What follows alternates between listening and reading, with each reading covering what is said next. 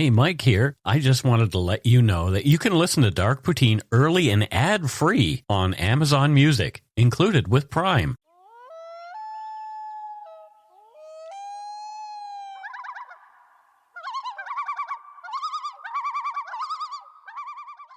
Hello. Hi. And welcome to Dark Poutine. I am Mike Brown, your creator and host, and with me, of course, I think he's earned himself that seat, my buddy Matthew. Hello. Hello. How are things this week? Things are great. That's good. I had a very active weekend. You did? Boat riding with the dog, tennis with the husband. It was great.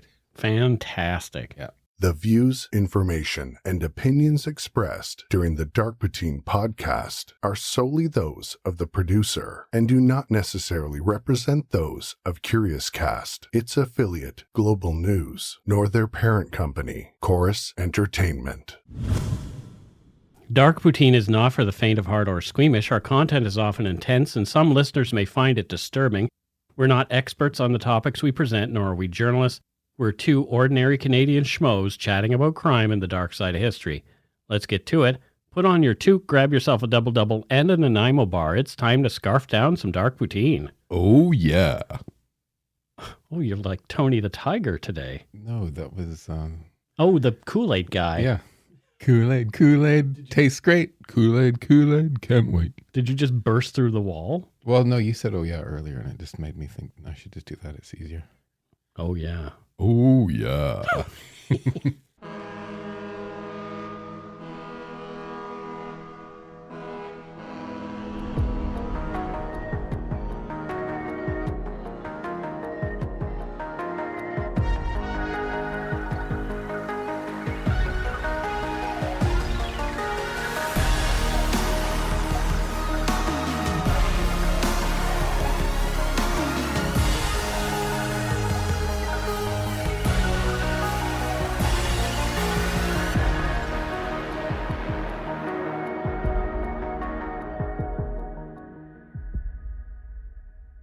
On the evening of January 29, 2017, a young man armed with a pistol and a rifle, which were both concealed inside a guitar case, entered the Islamic Cultural Center of Quebec City, a mosque in the Sainte-Foy neighbourhood of the historic town. Just over 40 people were inside the mosque at the time. At almost 8 p.m., the man entered the prayer hall and began firing, and within 2 minutes he had killed 6 and seriously injured 5 other worshippers. After the shootings, the killer simply walked out of the building, hopped into his car, and drove off. Less than 20 minutes later, the perpetrator, a 27-year-old Canadian-born student of anthropology and political science at Laval University, surrendered to police, admitting he was the shooter. The motive? Islamophobia. This is Dark Poutine episode 178, the Quebec City Mosque Massacre.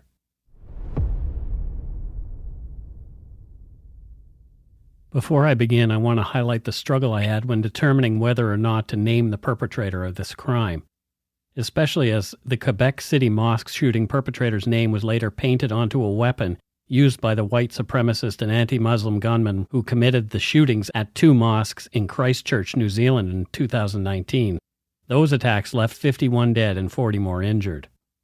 There are those who believe that not naming mass killers, like the one in this story, is the right thing to do. Sites like don'tnamethem.org and nonotoriety.com give some intelligently explained guidelines for people telling these stories. One rule of thumb that made sense to me comes from nonotoriety.com. It reads, quote, limit the name to once per piece as a reference point, never in the headlines and no photo above the fold.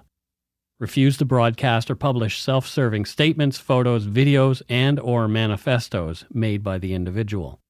After initial identification, limit the name and likeness of the individual in reporting, except when the alleged assailant is still at large, and in doing so would aid in the assailant's capture.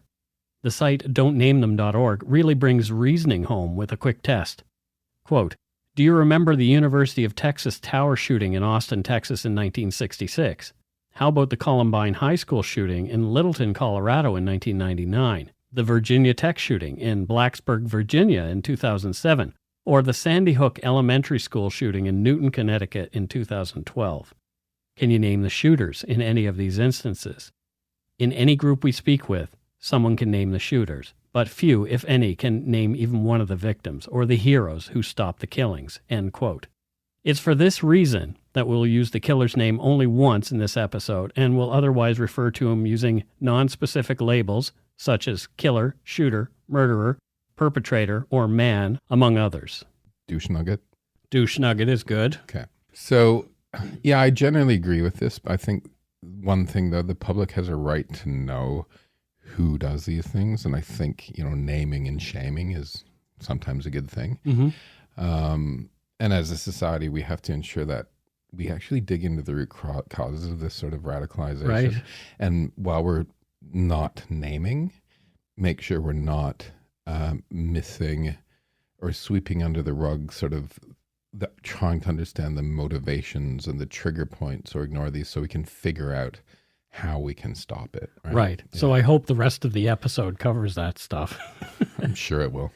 Again, if you want to read more about not naming mass killers, please check out don'tnamethem.org and nonnotoriety.com. And thanks for your understanding.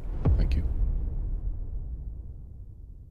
The roots of the Muslim community built around Centre Culturel Islamique de Quebec owes its roots to 4 Muslim students who met at Laval University to get to know each other and talk about Islam in the winter of 1971. According to the Cultural Centre's website, this group was composed of a mathematics professor from India, a visiting mathematical researcher from Pakistan, a doctoral student in hydrology from Bangladesh, and an undergraduate student in forestry from Algeria. It was the first nucleus of Muslim grouping at Laval University. In 1972, they formed their first association and quickly grew out of the space at the Maurice Perrant Pavilion and took up residence in another building on the campus in 1978 in the basement of the Biermans Morode Pavilion. By 1985, Quebec City's Islamic Cultural Centre was formed.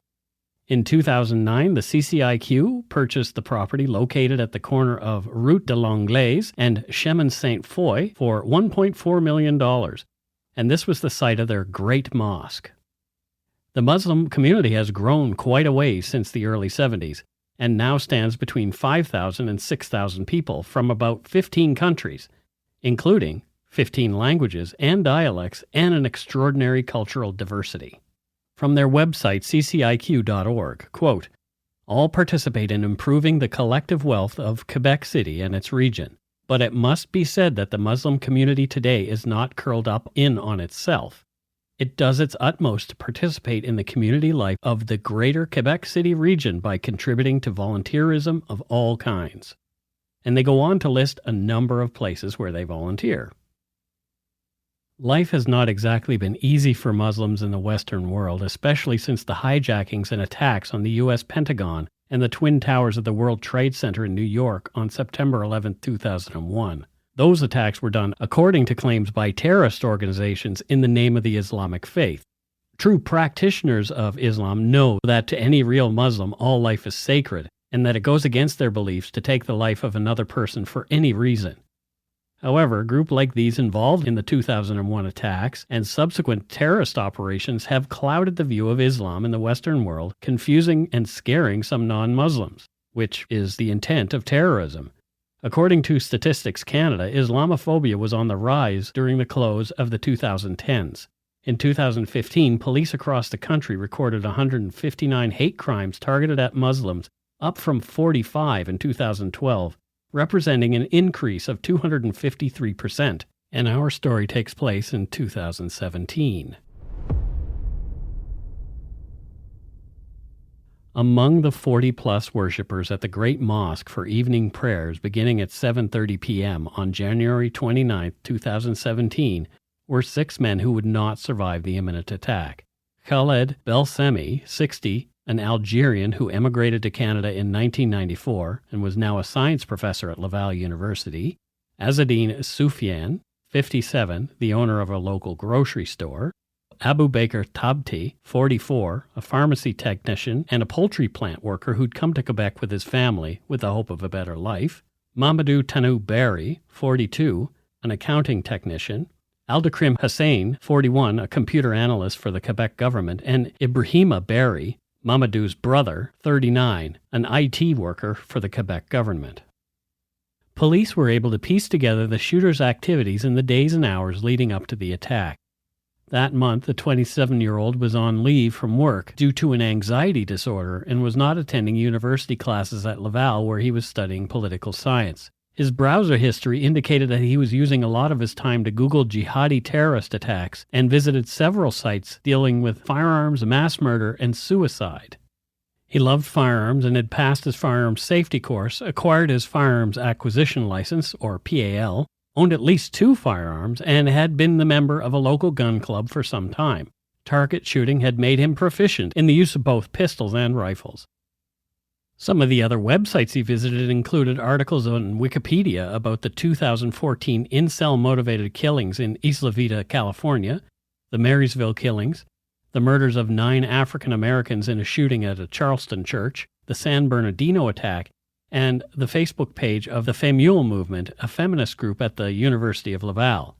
He checked the Twitter tag #MuslimBan numerous times. That bloody Muslim ban. Yeah. That affected me personally, not in like a you're a Muslim really bad way. Yeah. No, a Persian friend of mine and I were gonna be doing a road trip to Seattle. Right. And he was born in Iran, even though he's like been Canadian. He moved here when he was young, right? Is he actually Muslim or just he was born in Iran? Muslim family, born in Iran, Yep. 7 years Canadian. And we were just like, we can't go because he's gonna be turned around at the border. Yeah, that's ridiculous. It's fucking ridiculous. Like he's like this super great guy, right? Just a Canadian like the rest of us. Happen to be born in Iran, can't make it across the border. Well, isn't that the sort of thing about all these ideas, these blanket prejudices, is that it is the racist, whoever has the prejudice, whoever has the prejudice thinks, oh, all of those people are like that. Blanket bans. Exactly. Yeah, absolutely. On the morning of the shootings, the 27-year-old man ate his breakfast while reading websites about murder, suicide, and jihadi terrorist attacks. Around noon, he started drinking sake, an alcoholic drink he referred to as the drink of the samurai. He continued drinking throughout the afternoon while looking online at articles about mass murders and suicide. According to court documents, quote, he learned on the television that the Canadian government was getting ready to welcome immigrants who had been turned away south of the border. That was when he decided to take action, he confided later during his interrogation. The day before the shooting, Prime Minister Justin Trudeau updated his Twitter account with the following, quote, to those fleeing persecution, terror, and war, Canadians will welcome you. Regardless of your faith, diversity is our strength.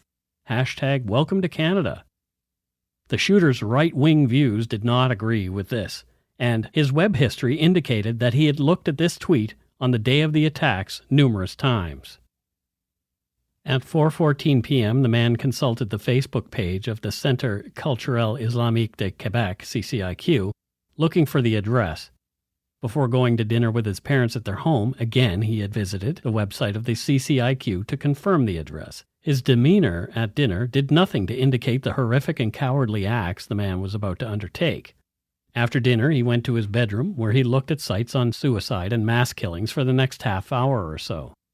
At 7 p.m., the man shut down his PC and took 2 of his firearms and some ammunition with him. The man told his mother that he was going to run some errands and that he might swing by the gun club for some target practice. Although he'd been drinking for most of the day, he considered himself fit to drive. He hopped into his dad's Mitsubishi and made his way to the Great Mosque. In the car in the mosque parking lot behind the building, the man was thinking to himself, I can't do this. He walked to a nearby convenience store where he bought a vodka ice, which he used to fortify himself back at his car before retrieving his guitar case and packing it with ammunition, a .223 caliber VZ-58 semi-automatic rifle, and his 9mm Glock 17 Gen 4 semi-automatic pistol. The guitar case, with a shoulder strap for easier carrying, fit the guns easily, and he thought it would conceal his weapons to get him into the mosque. While the gunman was transferring the guns into the guitar case, he believed he'd been spotted with the weapons, and then told himself that he could no longer turn back. The following timeline of what happened next comes directly from later court documents.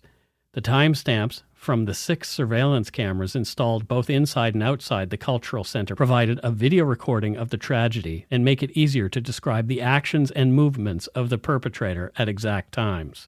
All the following times are PM. At 7:54 and 4 seconds, the man is standing in front of the mosque with a guitar case on his back. During this time, Ibrahima Berry and his brother Mamadou Tanu, aged 39 and 42 respectively, were putting on their winter coats in the lobby of the cultural center, while in the main room other people were talking or praying by themselves. Among them were 3 young boys who are talking together, sitting on the floor not far from a first archway separating the prayer room from a hallway leading to the main entrance. At 7:54 and 10 seconds, the Berry brothers exited the mosque and took a few steps toward the man with the guitar case as they walked westward. 10 seconds later, the man pulled his .223 caliber semi-automatic rifle out of the guitar case and pointed it at Ibrahima and Mamadou Tanu Berry. He tried to fire it in their direction, but the gun did not go off. In all likelihood, police felt, because the assailant had forgotten to remove the rifle's safety catch. He gave a hint of a smile, trying to give the 2 men the impression that it was a joke. Frightened, the 2 brothers went back toward the main entrance and ended up with their backs to the door while the gunman continued to point his rifle at them. 2 other people standing in the lobby witnessed the scene. According to Heavy.com, witnesses recounted that as the man began to shoot, he yelled, "Allahu Akbar," an Islamic phrase that means God is great and is often associated with terrorist attacks. It is also not clear that if it was used mockingly. At 7:54 and 26 seconds, while the Berry brothers slid to the ground at the front of the door, the assailant dropped his rifle and takes a 9mm pistol out of his coat. The 2 brothers quickly stood up in front of the witnesses who were powerless to do anything. The man fired his handgun at Ibrahima and Mamadou, which caught the attention of another individual in the prayer room who viewed the assault through a glass door. At 7:54 and 31 seconds, struck by bullets in his left arm, back, and abdomen, Ibrahima Berry collapsed while his brother tried to escape the killer by fleeing to the east. Quickly hit in the right shoulder and left thigh, Mamadou Berry collapsed in turn on the snow-covered sidewalk while the shooter approached Ibrahima, who was lying on the ground in front of the mosque entrance. At 7:54:35, the witness who had been observing the scene from the prayer room moved in the direction of the mihrab, a niche in the east wall of the building, approximately 5 feet by 10 feet in area, taking with him the 3 boys who were talking near the archway. A second later, the shooter killed Ibrahima Berry with a bullet to the head at point-blank range. The bullet entered near the left ear, passed through Ibrahima's brain, and exited above his right ear. Panic then erupted inside the mosque, and people started running in every direction. The assailant then moved decisively toward Mamadou Berry, who was lying face down in the private lane on the north side of the cultural center. At 7:54:39, the shooter bent over Mamadou Tanu Berry, pointed his pistol at the victim from about 30 centimeters away, and fired a final bullet into his head, resulting in multiple skull fractures, a meningeal hemorrhage, and a cerebral laceration. Mamadou later succumbed to his wounds. Calmly, the killer returned to the mosque entrance and he took a final glance at the lifeless body of Ibrahima Berry as he entered the lobby. At 7:54:47, immediately pointing his pistol into the hallway in front of him, the shooter fired 10 shots while the worshippers in the prayer room desperately tried to find a place to hide. Taking advantage of the chaos, the killer went back into the lobby and reloaded his weapon. During this time, several men rushed into the mihrab, but others, such as Mr. El Amari and Mr. Akjour, could not take shelter there before it had filled up. Saeed El Mari laid down on the ground, protecting his head. Others, like Hakim Shambaz, managed to hide behind one of the columns in the prayer room. Some of the worshippers managed to flee through the emergency exit on the east side of the building. A little girl wearing a pink toque ran in all directions, not knowing where to hide. Finally, she stood immobile in the middle of the room until Mr. Shambaz grabbed her and hid her behind a column. Despite the confusion, one of the people present, Ibrahim Bakari Sabai, had the presence of mind to call 911. At 7:55:01, after calmly looking for a new cartridge magazine in the various pockets of his coat, the shooter reloaded his pistol and entered the prayer room. He crossed the first archway and shot at the people hiding in the mihrab. He also tried, fortunately without success, to shoot Ahmed Ak-Chahedi and the 3 children with him, who were running along the north wall of the main room toward the emergency exit. Abdelkarim Hussein, age 41, collapsed under a hail of bullets near the imam's office. One bullet fractured 2 cervical vertebrae and sectioned his spinal cord, thereby causing his death. Azzedine Soufiane walked toward the gunman. He said to him in French, "Stop, stop," and pointed toward the east wall of the building. At 7:55:14, Khaled Belkacemi, 60, fell not far from Mr. Shambaz in the first archway. A bullet hit Khaled's left eye, fractured his skull, lacerated his brain, and then exited his head above the right ear. The wounds were fatal. Mr. Soufiane walked closer to the shooter and encouraged other worshippers, including Mourian Rachidi and Mohammed Kabar, to follow him to incapacitate the assailant. At 7:55:18, while praying by himself near the second archway, Ayman Derbali heard the first shots. He suddenly found himself face to face with the murderer. Trying to go toward the shooter, Ayman was struck in the leg by a first bullet and fell to the ground. While Mr. Derbali was trying to crawl, the gunman fired at him 6 more times, hitting the crawling man each time. Mr. Derbali lost consciousness. Abu Bakr Tabti was shot at point-blank range on the south side of the room. A bullet went through his back and ended up close to his spinal column, while he was struck in the head by 3 more bullets, causing multiple skull fractures and a cerebral hemorrhage and laceration. The 44-year-old quickly succumbed to his injuries. Azzedine Soufiane then courageously rushed at the gunman, who shot him twice in the body in front of the first archway in the prayer room. The 57-year-old collapsed and in the next few seconds was struck by 2 more shots at close range. The gunman then aimed at Nizar Ghali and shot him in the back. Saeed Akhjor was shot in the left shoulder. While running to the mihrab, Mohammed Kabar is struck by a first bullet in the right knee and then a second one in the toes of his right foot. At 7:55:28, lying on the ground, Azzedine Soufiane was still moving despite fatal injuries to his lungs, aorta, and esophagus. The gunman returned to the lobby and reloaded his weapon.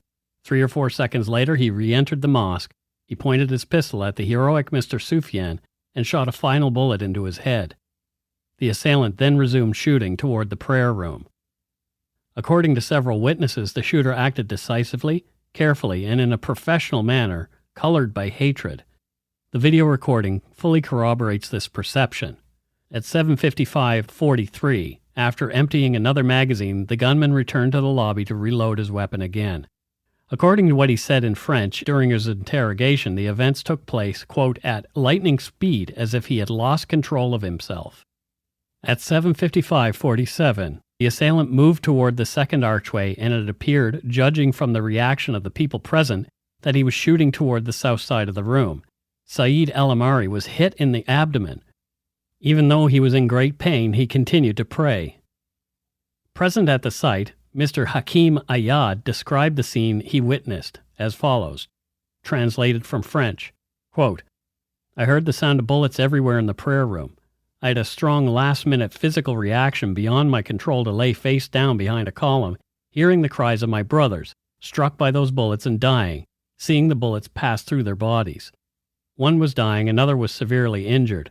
Seeing their blood flow onto the carpet, I thought I would be the next victim. I was between life and death. At that moment, I asked myself how I could know whether I was dead or alive. It was like a living nightmare. I refused to believe what had happened." End quote. At 7:56 exactly, the gunman finally left the room, crossed the lobby, and took the exit and ran away from the mosque toward the west. He left the semi-automatic rifle and the guitar case he had carried it in behind in the snow. In the following seconds, Mr. Mohammed Belkadir, who had a few minutes earlier been clearing snow from the steps of an outside stairway on the east side of the building, laid his coat over the body of Mamadou Tanouberi and noticed that he is still breathing at that point. At 7:56:30, video showed that some of the worshippers were still holed up in the mihrab or behind the columns of the prayer room. No one dared to move. At 7:56:47, a man holding a cell phone finally emerged from the mihrab and walked toward the north wall of the prayer room. Other worshippers then went to the aid of the dying and the injured. The killer had gotten into his father's car and driven off. And we'll take a break right here. If you're looking for a smoking gun, I can absolutely guarantee you, you will not find it. In October 2001, a series of letters filled with a deadly powder called anthrax were dropped into the U.S. mail system. What started as an unprecedented case turned into an unsettling mystery. Who sent these deadly letters, and why? From Campside Media and Sony Music Entertainment, I'm Josh Dean, and this is Cover Up Season 4, The Anthrax Threat, available now.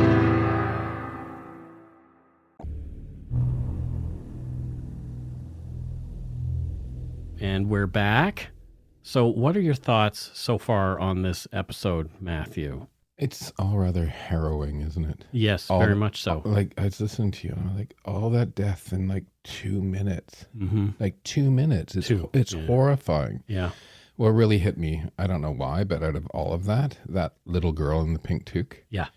Running around and just freezing. It's like, yeah, she had no idea where to go. Like, and I'm just like, and I just could picture it, and I felt so bad for her. And all I'm thinking now is she'll carry the burden of this experience with her for the rest of her life. Right.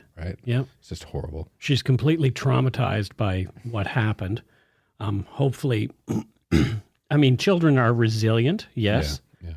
And they can possibly heal from a situation a little more maybe than an adult, but no, maybe I shouldn't say that. Maybe not. So children are resilient, but she's also in her formative years where her ideas about the world are being formed, and this will inform that in a big way. And this isn't falling off of the slide in the playground, right? Like, no. This is like, none of us could handle this very well. No. Right? And a child should not be expected to. Horrible. There was much confusion as first responders, including police and paramedics, arrived at the scene. It was believed at first, and misreported in the press, that there had been at least 2 shooters. It is now clear that the gunman was alone when he committed his cowardly acts. As well as the 6 fatalities, there were 5 others injured, and they were rushed to nearby hospitals for treatment. Police recovered the semi-automatic rifle and noted that the magazine contained 28 rounds, which is illegal in Canada. This means it had been modified. There was another bullet inside the weapon, and the chambered cartridge had been struck. Thankfully, it had been a dud. Had the rifle worked as intended, the number of fatalities at the mosque could have been much higher. Inside the mosque, they recovered 48 9mm casings in various places, as well as 2 empty pistol magazines in the middle of the prayer room. The placement of the casing showed that the assailant ventured as far as the middle of the room to take better aim at his victims. The shooter took Highway 40 and headed toward Parc des Grands Jardins in the Charlevoix region, intending to die by suicide there, but after some thought was unable to go through with it. Being raised Catholic, leaving aside the fact that he had just murdered 6 people, he believed that suicide would prevent him from entering the kingdom of heaven. The murderer pulled over on the shoulder near the Ile d'Orléans Bridge and called 911 at 8:09 p.m. He identified himself as Alexandre Bissonnette, 27, and admitted right away that he was the mosque shooter, and claimed that he was thinking about putting a bullet in his own head. So let me get this straight. Yeah. I just killed a bunch of people, but now I think I might kill myself, so I'm going to call the police. Right. So you want to save yourself. I think what the hell's that? I don't understand. Yeah, I don't really get his logic at all. It just sounds like, okay, it sounds like what he is, just a narcissistic twit. He doesn't have much logic. No. The shooter described the car he was driving, and he told the operator where police could find him. For the next 50 minutes, as the police TAC team got into place, the gunman spoke with the 911 operator, Simon Lebrec, who kept the situation calm, asking the shooter lots of questions to keep him talking until the cops were ready to take him down. Police arrested the gunman without incident at 9 p.m. and informed him of his rights. Police carefully interviewed the gunman in French, his preferred language, over the next day. You can view some of that interview at the YouTube links you'll find in the show notes for this episode. The gunman told officers that as he entered the mosque, he could see several people were at the end of the room and disappeared from sight when he started firing his weapon. His goal, he said, was to save his fellow citizens from future terrorist attacks by going after people he identified as terrorists in the mosque. He felt that he was saving hundreds of innocent lives before taking his own. The problem with the gunman's logic was that none of the people he murdered were in any way connected to any terrorist group. They were all peaceful people and contributing members to their communities. The gunman cited the attacks committed at Parliament in Ottawa in 2014, in which Nathan Cirillo, corporal in the Canadian Armed Forces, was slain, a case covered in Dark Poutine in episode 134. He also cited the truck attack in Nice, France, in July of 2016, as well as several other events in Europe, the United States, and Canada the previous summer, as his motives for the shooting. He claimed that he thought that it was just a matter of time until terrorists attacked his family and friends. He said he felt compelled, quote, to do something. Translated from French, the murderer said, quote, "It's been months that it's been tormenting me, doing something, you know. Every day, I was worried my anxiety was going through the roof, you know, but I didn't know what to do, you know. I don't know anymore what to do, you know. It got to the point that, you know, I almost wanted to. I want to kill myself because of that, you know," end quote. The gunman was quickly arraigned on 6 counts of first-degree murder, 5 counts of attempted murder, and another charge came later, adding attempted murder in regard to the 35 other people, 31 men and 4 children, who witnessed the shooting and had to run for their lives and hide for fear of being shot themselves. He was not charged with terrorism under the terrorism provision of the Criminal Code, or described as such by terrorism experts, as there seemed to be no ties to a terrorist group of any sort. People who knew the gunman, classmates mostly, described him as shy and timid, but others said he had right-wing leanings. He was a Trump follower. He had no close friends other than his twin brother. Others told of a radicalized young man obsessed with guns and full of hate for immigrants. From Heavy.com, Vincent Boissonneau, who grew up with the gunman, was friends with him on Facebook, told the Globe and Mail, quote, "I can tell you he was certainly no Muslim convert. I wrote him off as a xenophobe. I didn't even think of him as totally racist, but he was enthralled by a borderline racist nationalist movement."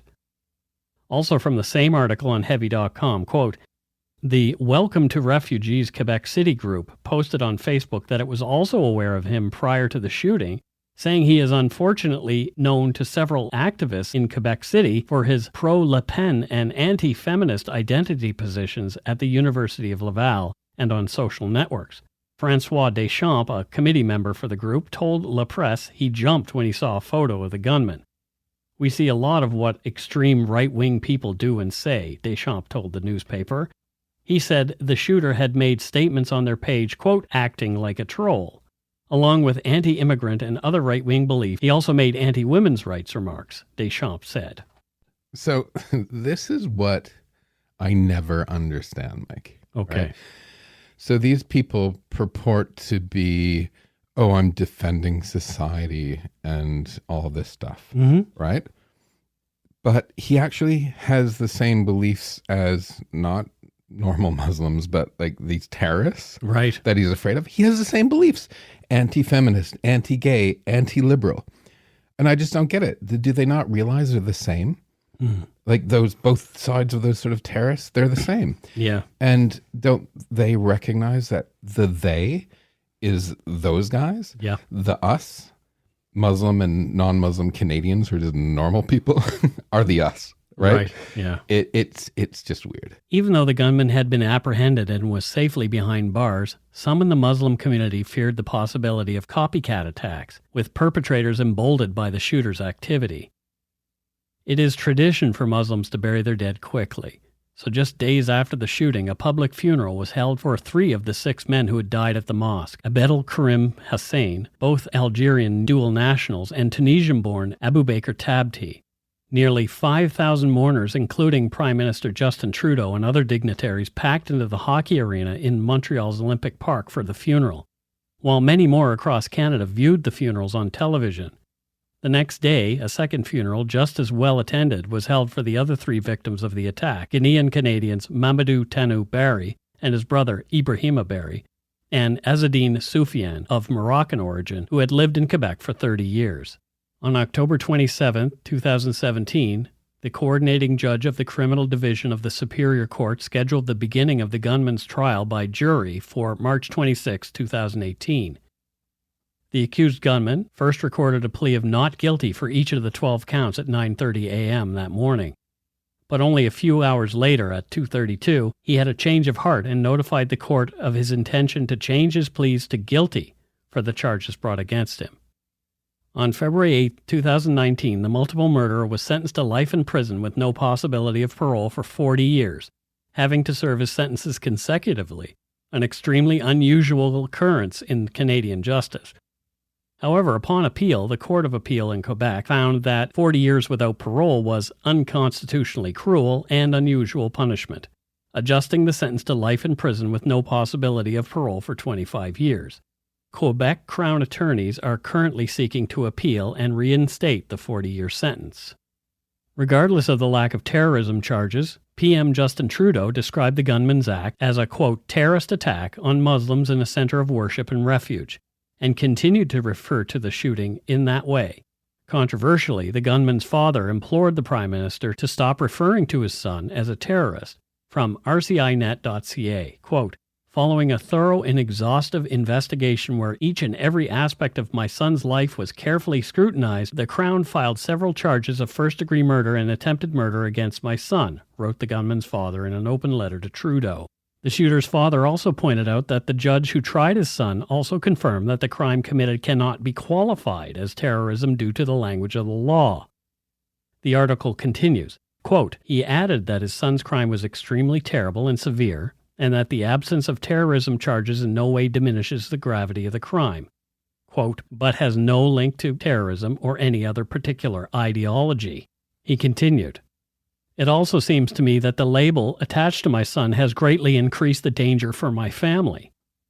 As an example of the supposed threat to the family's safety, the gunman's father pointed out that in April 2017, a man flew from the UK to Quebec in an attempt to find the family. The danger to my family is real, the murderer's father writes. That individual was arrested for making threats, pleaded guilty, and deported from Canada. From CTV News, in response, quote, the federal public safety minister, Ralph Goodale, reiterated that the gunman committed a terrorist act. Quote, his intent was to instill fear and terror in the hearts of Canadians, and as a consequence of his conduct, 6 Canadian citizens at prayer in a mosque lost their lives, and many others were very seriously injured. That behavior is horrific, and I don't think a semantic argument will satisfy Canadians in terms of that behavior, said Goodale. Personally, this is my personal opinion, I personally think this guy is a terrorist. 100%. Of course he is. Right? I think that the whole idea that to be labeled a terrorist by law, you have to be connected to some sort of group is kind of ridiculous. I think, and I couldn't find the exact wording of the most recent definitions of Canadian terrorism, but I think that has changed. Okay. And we'll sort of address that at the end of the show when we talk about what happened very recently. So let's move forward. Okay. Sadly, Islamophobia in Canada has not ended with the Quebec City mosque shootings and the arrest and conviction of the perpetrator there. It seems to be alive and well, and growing. In fact, just recently there was an incident in Matthew's hometown, London, Ontario, involving a violent racist attack that left 4 members of a respected Muslim family dead at the hands of an alleged white supremacist who drove his truck into the family as they walked along the road. Salman Afazal, 46, Mahida Salman, 44, Yumna Afazal, 15, and Mr. Afazal's mother, 74, all died in the attack. The family's 9-year-old son was the only survivor and was rushed to hospital with serious injuries.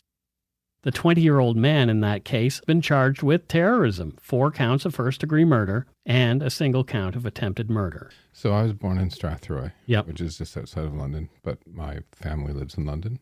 Mm-hmm. This guy actually comes from a Strathroy family. Yep. I've met his family members, right? My mother had just moved from that corner. That was her corner where he murdered that family. Yeah. And she and I talked about that. And then the next day when they raided his apartment, we realized that he lived across the street from her new place. Oh, no. So so this was like close to home. Yeah. Right. But I have to say, my nephew who's 15. Yeah. No, 14. He'll be 15 in October. Asked his dad if he could go on that march, and they did a march of support to the mosque. Yeah. So I'm really proud of him for That's for great. doing that. Yeah. I think the younger generations now are less tolerant of racism than previous generations have been. Generation Z is going to save us all. Hopefully. I have hopes for them. Yeah, it's that whole idea, there's that meme of the millennials and the boomers having a big fight. Right. And then here's Gen X In the middle. pouring some booze into the pumpkin of the Gen Z. So it's like you and I will be together. We'll party over here while these two twits fight it out. Yeah, Gen Z. They're gonna say. Not all attacks by Islamophobes actually target Muslims, highlighting a lack of critical thinking and a lower intellect in those individuals involved in these attacks. Members of the Sikh, Christian Arab, Jewish Arab, and Hindu communities have all reported incidents of harassment which, while intended toward Muslims, was traumatic and broader in its scope than just Muslims. One of the most memorable, public, and cringeworthy cases of Muslim misidentification came on the 16th anniversary of the September 11th attacks. In Brampton, Ontario, an irate woman who'd been heckling approached then-candidate for leadership of the federal NDP's Jagmeet Singh, who was there to give a speech. The incident was caught on video and lasted almost 4 minutes, during which Singh maintained his composure and expressed compassion for the aggressive woman, but did not directly address her rants. The woman screamed in Singh's face, claiming he was a supporter of the Muslim Brotherhood and would, if elected, enact Sharia law, an Islamic legal code based on the Quran. According to CBC, Singh said in a statement, quote, "I chose not to answer the questions asked because I didn't accept the premise. Many people have commented that I could have just said I'm not a Muslim. In fact, many have clarified that I'm actually Sikh," Singh explained in the statement. He goes on to say, "While I'm proud of who I am, I purposely didn't go down that road because it suggests their hate would be okay if I was Muslim." End quote. The woman later posted a video in which she stated she is not a racist. If you wish to educate yourself more about Islamophobia, please check out Islamophobia.org, as well as human rights lawyer Arslan Iftikhar's book, Fear of a Muslim Planet, Global Islamophobia in the New World Order. As well as the usual sources and specific ones named in the show notes, the bulk of the descriptions of the massacre come from an official, extremely detailed 333-page court document used later during sentencing proceedings against the shooter. And that's it for Dark Poutine episode 178, the Quebec City Mosque Massacre. And I know that you have some strong personal opinions and experience regarding what we're talking about. Yeah. So what are your thoughts on this story, Matthew? What did this bring up that you want to tell us about? I think we need to do more as Canadians and as Canadian Muslims. As with any religion, the government needs to stop pussyfooting on hate preachers who, under the guise of Christianity or Muslim or any other sect or denomination, spouse hatred. Yeah. That's one thing we have to do, because that paints everyone the wrong way. Right. Right? Yep. The second thing, I think, the Muslim community also needs to ensure that they're calling out any hate speech from their side. I'm not saying that they're not, but there was a time back in the UK that wasn't happening. And Mike, I was doing research on this. 2 seconds it took me to find an Alberta website that is promoting that gays should be put to death. It claims to be a Muslim because one. Allah says so. Yeah. And, why does that exist in Canada, right? I don't know if there's free speech rules or whatever, right? Right. But why does it exist? And that does nothing for Muslims, right? Right. And, to be honest, we're talking about Islamophobia. Yeah. There's a great deal of homophobia within the Muslim community. I think it's cultural, really, versus religious. Right. There's a 2016 poll in the UK so that 52% of Muslims thought homosexuality should be illegal. Oh, wow. And this was a So illegal. Illegal. Punishable by something. Something, Yeah. right? This isn't a right-wing poll. This is like, my Muslim friends in the UK were like, yep. They're like, try being a gay Muslim, Matthew, right? So, And, it's not extraordinarily different in Canada. There was a Pew Research poll, 2013, that showed that 80% of non-Muslim Canadians answered yes when asked, should homosexuals be accepted by society, while only 23% of Muslims said yes. That's changing with the younger generation. My Muslim friends are like, yeah, my parents are a little bit fucked up when it comes to these things, right? Yeah. And, Canada as a society, actually, we are the most liberal society almost in the world. Right. And the whole acceptance of gays is relatively recent. And people will come along, right? And fuckers like these guys who are going out going, we're defending. It's like, you're not doing it in my name because mine. Because you probably hate me as much as you do Muslims. Right. Yeah. And I think love, and I don't mean that in a hippy dippy way, actual love for each other, dialogue, understanding will get us there, right? Yeah.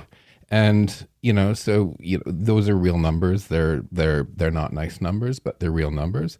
But and I know those numbers, but I'm not an Islamophobe. Yeah. Right? I've like Muslim friends, Muslim lovers. I just know that society changes and will change over time, and it'll get better. I do believe that. True. And by going in and sidelining people because we think they're all sort of this bad, killing people, you're going to do exactly the opposite of what we need to do as a society. Right. Exactly the opposite. All he did, he thinks he's part of the solution, this guy? No, he's part of the problem. He is the all problem, he will do is radicalize. Yeah. Right? That's right. Period. And we saw that by his name being written on the weapon of the Christchurch mosque killer. So, so love, dialogue, education on both sides, tougher stance on hate speech. That's what we need, in my humble opinion. Agreed. Now on to voicemails. If you're so inclined, you can leave us a message at 1-877-327-5786 or 1-877-DARK-PTN. PTN. If you're stumped for what to chat with us about, a quick story is welcome. Try and keep it under 2 minutes, and often the best ones have been written out beforehand. We'd love to hear from you anyway, even if it is to say hi and to tell us just to go shit in our hats. But don't drink and dial. Don't drink and dial, because we've had those a few times. So funny. Yeah. Here's one that's quickie. Let's have a listen. Hi, Mike and Matthew. This is Karen calling from Pittsburgh, Pennsylvania in the United States. I started listening to you after the My Favorite Murder Girls recommended you a few years ago, and I just want to say that I absolutely love listening to Matthew as a co-host. He's so thoughtful and kind, and his voice is dark and smooth and really just a pleasure for the ears. I love listening to the stories you present, and even though I'm not Canadian, I'm from the northern U.S., I love poutine, and I play curling on the weekends. Keep up the great work, gentlemen. And Steve, go shit in your dad's hat. Wow. So she wants Steve to go shit in Matthew's hat. Oh, that would be substantial. Steve probably makes some good-sized poops. You're not saying anything. I have to pick it up daily, so I'm not going to comment on it. Oh, no. Poor Steven. He's so hard done by, Matthew. Aww. You guys don't spoil him at all? He has his own room with his own air conditioner and... No? You have nothing to say? Oh, sorry. I thought you were just talking. I didn't realize you were recording. Yes, he got his own air conditioner. Oh, really? Yes. Wow. Yeah. Well, it's kind of for the bigger room, but we could have lived with just one, but he just gets so overheated. Yeah. Poor guy. He probably like Pittsburgh Penguin, curling. I'm thinking of all the cool icy stuff that he'd probably enjoy. In Pittsburgh, the Steelers, the football team. And my favorite Pittsburgh team as a kid, because of their name, Pittsburgh Pirates. Rawr. Have you ever been to Pittsburgh? No. I'd like to check it out. Pittsburgh. What state is that in? Pennsylvania. Oh, of course. That's sort of like... I know a little bit about Pittsburgh because around that area is where George A. Romero filmed Night of the Living Dead. Ah. Yeah, so... And here's another one. Here's another voicemail. Hi, Mike and Matthew and or Carol and, of course, Stephen, the drummer. I'm an avid listener of your podcast and have been for at least the last year. It took me less than 3 months, I think, to catch up on the current episodes because of how much I appreciate it. Oh, by the way, I should say my name. It's Portia. I used to co-host my own true crime podcast, and I listen to about 30 podcasts regularly, and yours is definitely amongst my favorite. Thank you for taking the care and consideration you do in your research and presentation of stories especially. I appreciate that you tell detailed stories without aggrandizing criminals for the sake of the victims. I'm originally from Texas, but I've lived in New Orleans, Louisiana for more than a decade. And from a Southerner, I encourage you to take a walk over yonder and drop a big one in your bonnet. Bye. You know, just before she said she had a podcast, I was thinking, oh my God, she has a great voice for radio. Exactly, right? Yeah.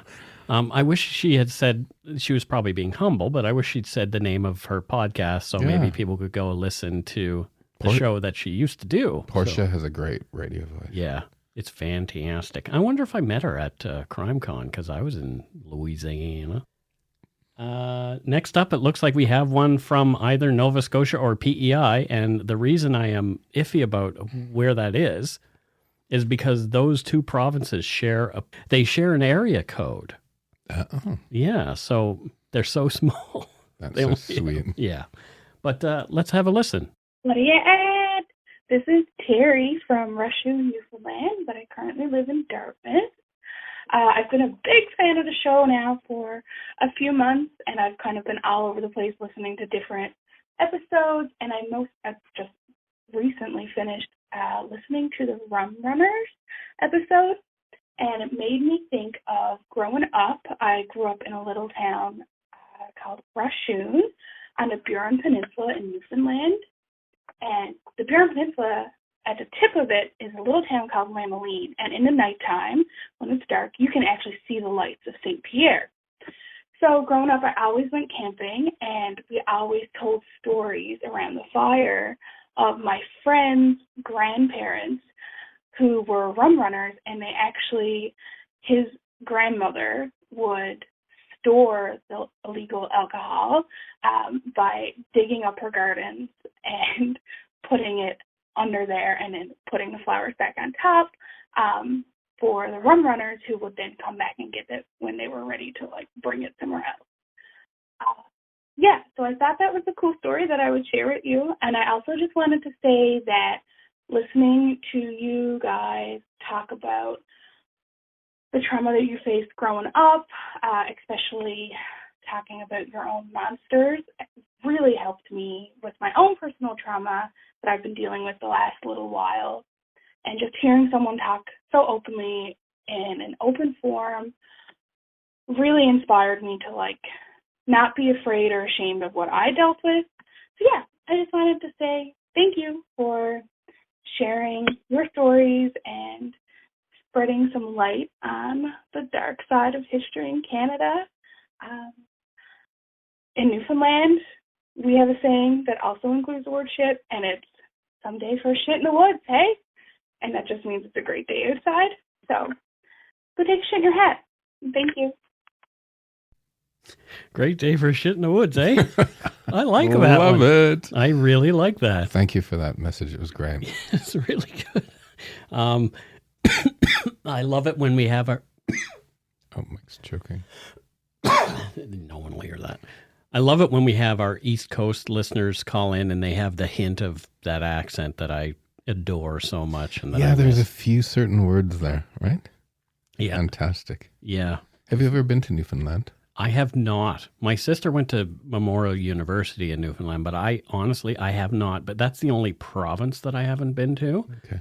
I plan on visiting Newfoundland, Labrador at some point, and then hitting those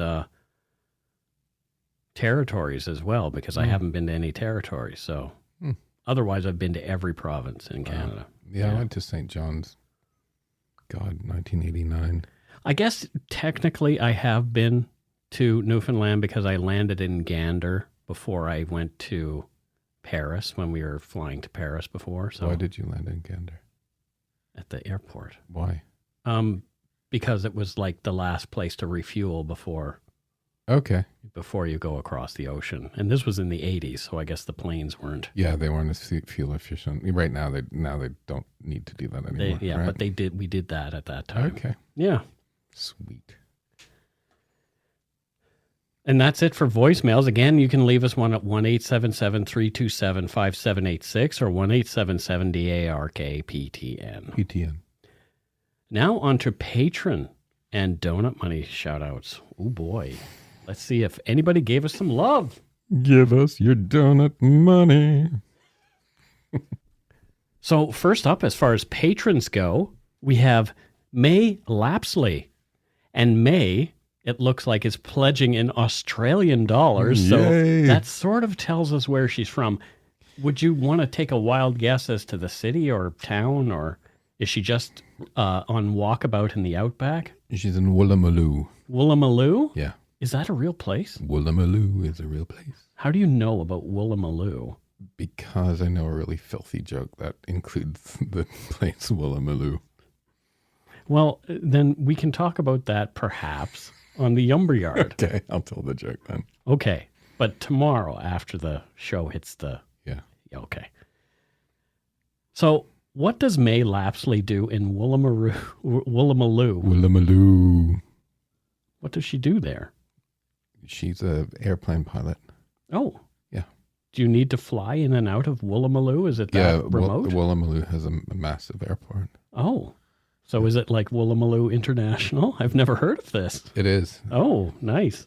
Just making this shit up. And they are the only place that actually fly the Concorde in and out now still, right? True. Yeah. True. But it's not the plane Concorde, it's like the bird. She has a little saddle on a Concorde. Yes, exactly. Anyway, she's a pilot in Woolloomooloo. There you go.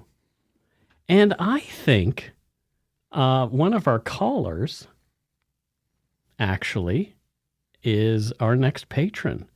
So we just heard from Portia in Louisiana. She lives in New Orleans. Narlands, as they say. Narlands. And yeah, her name is Portia Maxine. So yeah, I think this is our most recent caller. And so we know she's got a great radio voice. And she had her own true crime podcast. And is that her real name? Portia? Yeah. That's a cool name. I like that name. I knew a woman, her name was Mercedes Window. Mercedes Window. And she was a belly dancer. Carol's mom went to school with a lady whose name was Berna Twig. Oh, yeah. Anyway, Portia has a great name and voice for podcasting. I'm actually worried they're going to hire her to co-host instead of me. No. Okay. It's really hard to get her here from New Orleans every... Depends how much donut money she sent. Yeah, exactly. Mike, there's a price on my head anyway. Anyway, thank you, Portia. Thanks, Portia. And thank you for your call. And next up, we have Karen Bransball. Wow, that is a mouthful. And it looks like Karen is pledging in Norwegian kroner. Excellent. So we're wondering where in Norway is Karen from? Mm-hmm. Karen Bransball. Oh, where is she from? Yeah, in Norway.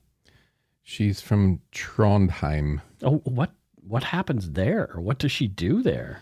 Well, it's on a fjord. Okay. Is she pining for the fjords like the Norwegian blue parrot? I don't understand that comment. It's the Pet Shop sketch from Monty Python, the parrot sketch from Monty Python. Yeah, okay, I'm going to say something that's going to horrify our listeners. Oh, no. Monty Python is totally overrated. This is Matthew's last week as the co-host of... No, Justin, I tried watching it the other day, and it was just like boring. Again, Matthew is no longer the co-host. Anyway, she's from Trondheim, and she looks after the fjords. She looks after the fjords? Yeah, she's an environmentalist. Oh, nice. Yeah. I want to go to Norway now. I do, too. I want to see Norway. I want to see a lot of Scandinavia. There's a beautiful cathedral in Trondheim. Mm. Yeah. Yeah, I would love to see that part of the world. That's it for patrons this week. Let's move on to our donut money donors. Donut. So our first donut money donor is Gordon Bird, and Gordon just says nom nom. Where's Gordon from, Matthew? Where is Gordon from? Yeah. He's actually Swedish. Oh, he's Swedish. So again with the... yeah, we're just keeping it's like a theme here. Right? Okay. He's from Sundsvall. Yeah. In Sweden. Oh, wow. And what does he do there? It has something to do with birds. Oh, thanks to his last name. Yeah. Yeah. So a specific type of bird? No, he's sort of a, what do you call those? Twitchers. Twitchers, that's what we call them. Bird watcher? Yeah, in the UK we call them twitchers. He's a professional twitcher. Well, our friend Art is a big time twitcher. Twitcher. Do we say that here in Canada? Twitcher? No. Okay. I don't think so. Maybe we do. Maybe only the twitchers say it. I don't know. But I always think of somebody being a twitcher as something sort of rude. But anyway. No, I don't think it's rude. Mm-hmm. Do we say, how about anorak? Have you heard the term? Anorak is a raincoat? Yeah, but like a sort of a geek is like an anorak in the UK as well. Oh, really? I used to like the song "Tears on My Anorak" when I was a young man, but that song is so obscure I can't find a copy of it anywhere on the internet. That is an obscure song. "Tears on My Anorak." Okay. Yeah, I've never heard it. Yeah, it's quite good. But If anyway, I can find it, I'll send it to you. Thank you, Mr. Bird, for the donut money. Thank you. Nom nom. And here we have, again, from Heather Rajot, another donut money donation. And she says, "Hi again, Mike and Matthew. Greetings from smelly Guelph." Smelly? I don't know why Guelph would be smelly. My dad went to vet school there. It might have to do with Everyone in Canada who went to vet school went to Guelph. Well, there's one in PEI now. Yeah, but Guelph is like, It's the bomb. It's the bomb. I had to donate again as a token of my appreciation. Last week, Lana decided to try something new and got sprayed in the face by a skunk. Oh, I saw that on the Facebook. I don't know if you've ever tried to get skunk butt juice out of a bulldog face wrinkles, but it isn't very fun. Thank goodness I had your podcast to keep a smile on my face. Please tell Steve it had no effect on her ravishing good looks. Enjoy some treats on me and have a giggle over my misfortune. I'm totally going to go visit them in Guelph when I go home to see my mom next time. That would be fun. Yeah. I would like to go with you to Ontario so I could... Thank you for the donut money and say hi to Lana and give her a little pet for us. Exactly. Next up, from Havelock, New Brunswick, we have Michael Cormier. Well, what a good French name. Michael Cormier. Cormier is very... Lots of hockey players named Cormier. I wouldn't know. Right. What does Michael do there in Havelock, New Brunswick? He's a locksmith. Oh, he's a locksmith. If you have luck, I fix it. Have luck, I fix. Oh, shit. Well, hopefully that is what he does, because that is really, really funny. Thank you for the donut money. Have luck, I fix. He says it with a Russian accent. Exactly. And, of course, we would be remiss if we didn't mention somebody who sent us some donut money via Interac. And that's Brianna Sigurdsson. She says, started your podcast in March and just caught up, so figured it was a good time to send you some donut money. Thanks so much for the awesome entertainment for my commute. Brianna from Buena Vista, Saskatchewan. From Buena Vista to Vancouver Island. Exactly. You know that song? Yeah, but from the Arctic Circle. But the Buena Vista they're talking about, I think, is Newfoundland. Yeah, because it's the other side. Right. But I wanted to sing it anyway. Did you learn that song in school? We did, yeah. This land is made for you and me. Yeah, I do remember that. So what does Brianna do there in Buena Vista, Saskatchewan? She officially tells people that they've gone to the wrong Buena Vista. This is not the one they're singing about. She stands at the airport and just says that. Yep, this is not the Buena Vista that you're singing about. Wow, that's a great job. And I'm sure that there's a lot of misunderstanding like you just had. Oh, did you ever hear about that young couple flying from the UK to Sydney? Sydney? Oh, no. They flew to Sydney, Victoria, like outside of Victoria in Vancouver Island, and they meant to go to Australia. No, the Sydney on the other side of the country near where you're from. Oh, okay. So they went to Sydney in Cape Breton. Yeah. And they meant to go to Australia? Yeah. Oh, no. Because And Nova Scotia sort of looks like New Zealand. And they said in the interview that, like, when we got off the big plane in Canada and got onto a smaller plane, that's when we clicked that something might be wrong. Yeah. You know what the airline did? What? They gave them free tickets to Sydney. Well, that's nice. Yeah, because it was a huge thing, and it was. It's really funny, actually. Yeah. Well, Sydney, Nova Scotia is a nice place to vacation. Yeah, but if you're expecting to go to Sydney, Australia, it'd be. And by the way, Woolloomooloo is a suburb of Sydney. Oh, well, there you go. Yeah. There's no opera house in Sydney, Nova Scotia, as far as I'm aware. I haven't Googled that, so don't come at me. I just, I know it wouldn't be as ostentatious as the opera house in Sydney, Australia. Yeah. That reminds me of that Bette Midler song. What's that? One night at the opera he saw an Aida, whose bust was so big it would often impede her. Oh, dear. Help us. Matthew's attempting song. It's from the Beaches soundtrack. Oh, there you go. I didn't see that movie. Bette Midler's cool. I hear Beaches is sad, so I don't like sad movies. It's a sad movie. Thanks to all our patrons and Donut Money donors past and present for your generosity. It helps to keep the show going. You can become a patron of Dark Poutine at patreon.com/darkpoutine. For a one-time donation, you can send us donut money via PayPal using our email address, darkpoutinepodcast@gmail.com.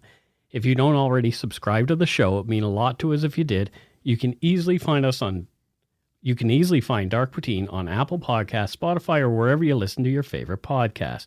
Don't forget my book, Murder, Madness, and Mayhem, is available for pre-order via a link on the Dark Poutine website.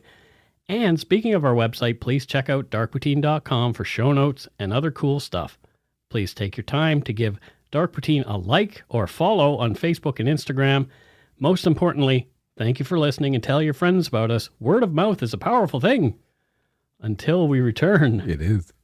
Don't forget to be a good egg and not a bad apple. Thank you, everybody. Thank you and good night. Good night and goodbye. Oh, and Werner Herzog says, good night. I am so glad that you invited me to the end of the show. Spokojne noche. Ja, was ist los? Who is this man you have, Mike? Who is here? Oh, you mean Matthew? Yes, his beard is interesting. It puts me in mind of something rather Neanderthal. I have to trim it. It's out of control. Matthew needs a beard trim. I do. Do you want to do it for me? Guten Tag, anyway. Good night, everybody. Bye.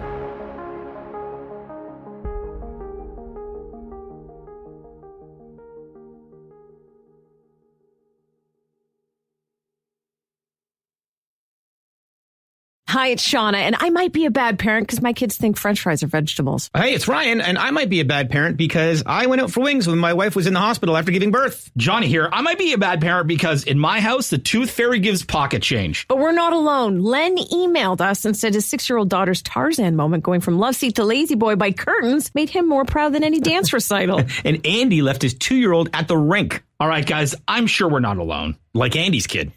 For stories and confessions like this, make sure you check out our podcast. It's called Bad Parents, and it's available wherever you get your podcasts. I left a glove at the rink.